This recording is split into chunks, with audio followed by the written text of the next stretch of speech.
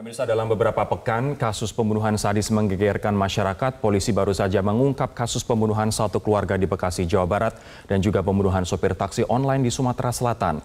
Kini, polisi direpotkan dengan kasus pembunuhan dengan korban dimasukkan ke dalam drum di Bogor, Jawa Barat. Ada beberapa kesamaan yang dilakukan pelaku terhadap para korbannya, yakni pembunuhan yang dilakukan secara sadis dan perampasan kendaraan yang dimiliki oleh korban.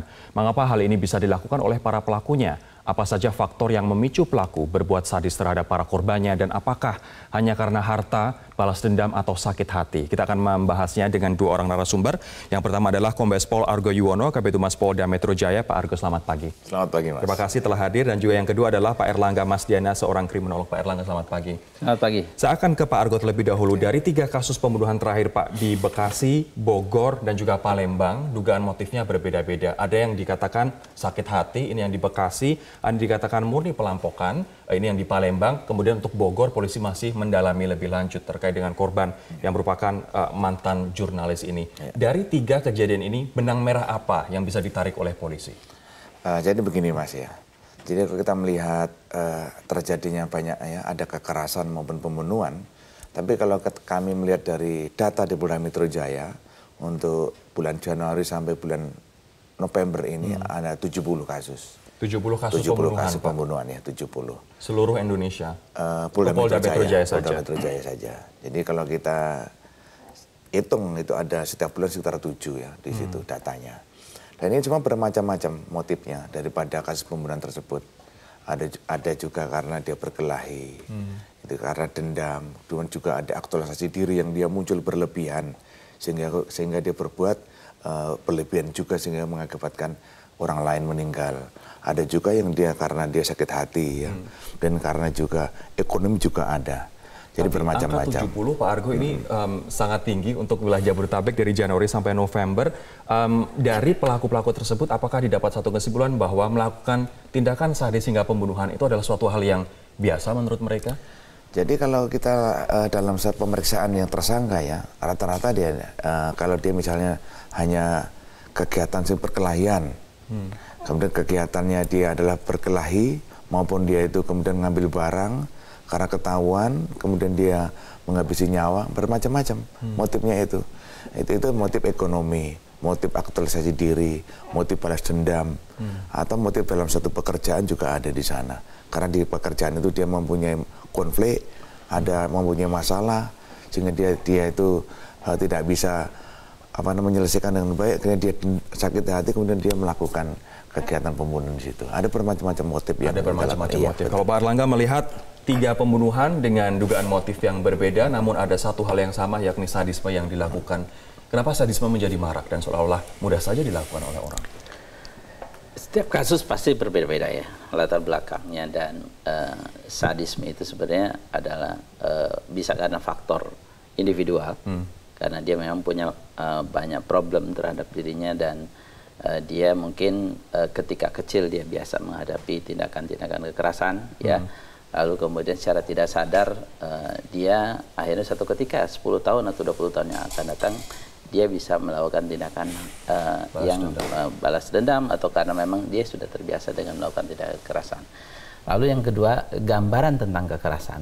Gambaran tentang kekerasan yang seringkali juga dipublis oleh media, itu secara perlahan-lahan ada namanya cultivation effect.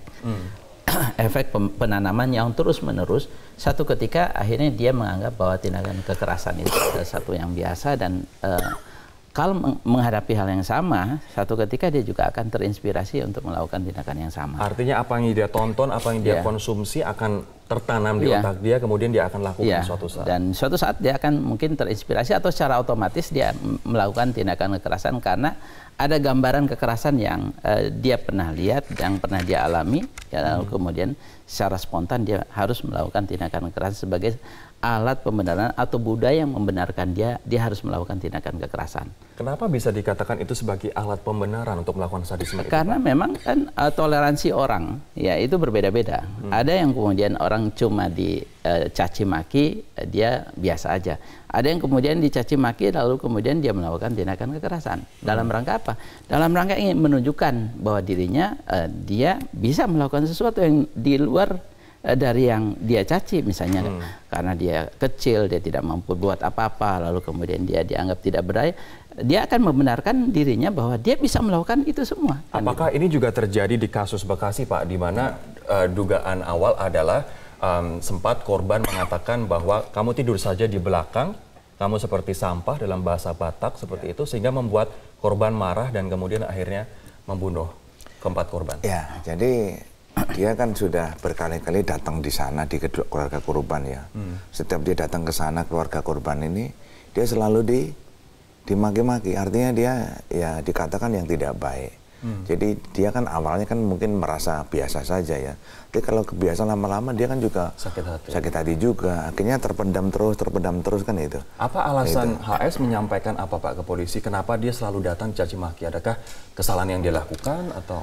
Jadi awalnya dia kan karena dia tuh sering ke rumah korban ini, dia kan tidak ada pekerjaan, jadi sering meminta uang. Ya. Akhirnya lama-lama kan dari keluarga ini kan mungkin merasa kok setiap datang ke sini minta uang, itu dia. Itu di situ. Akhirnya ya merasa dia karena diminta terus, dia setiap saat dia ngomongin terus. Kan bahasa daerah, menggunakan bahasa daerah yang tidak pas lah. Padahal sebelumnya HS adalah penjaga rumah kontrakan dan juga warung yang saat ini sebelum pembunuhan kemarin dijaga oleh keluarga di Perum. Ya memang ada informasi lain yang menyampaikan bahwa dia awalnya kan memang mengelola daripada kos-kosan itu. Kemudian dialihkan kepada saudaranya ini. Ya salah satunya itu ya, indikator salah satunya itu, dia merasa dalam satu pekerjaannya dia terganggu di situ. Ini artinya benar-benar murni sakit hati karena mungkin pekerjaannya sudah hilang, dia juga sering dicaci maki begitu. Ya, itu. Sementara seperti itu.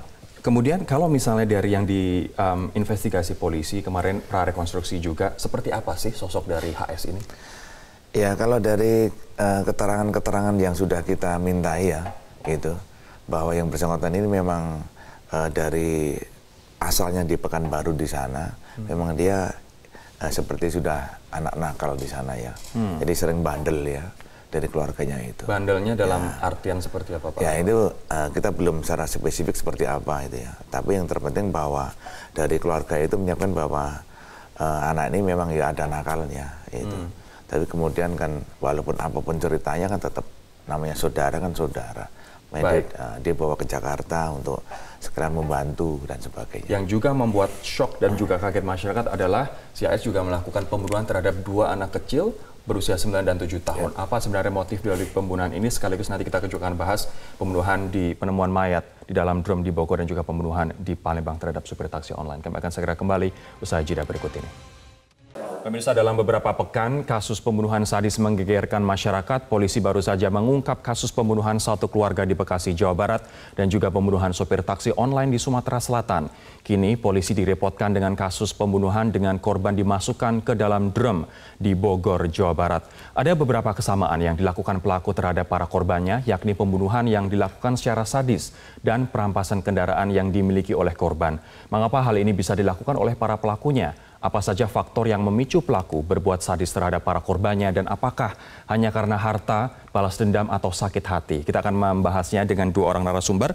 Yang pertama adalah Kombes Pol Argo Yuwono, Kabid Humas Polda Metro Jaya. Pak Argo, selamat pagi. Selamat pagi, Mas. Terima kasih telah hadir. Dan juga yang kedua adalah Pak Erlangga Masdiana, seorang kriminolog. Pak Erlangga, selamat pagi. Selamat pagi. Saya akan ke Pak Argo terlebih dahulu. Dari 3 kasus pembunuhan terakhir, Pak, di Bekasi, Bogor, dan juga Palembang, dugaan motifnya berbeda-beda. Ada yang dikatakan sakit hati, ini yang di Bekasi, ada yang dikatakan murni pelampokan, ini yang di Palembang. Kemudian untuk Bogor, polisi masih mendalami lebih lanjut terkait dengan korban yang merupakan mantan jurnalis ini. Dari 3 kejadian ini, benang merah apa yang bisa ditarik oleh polisi?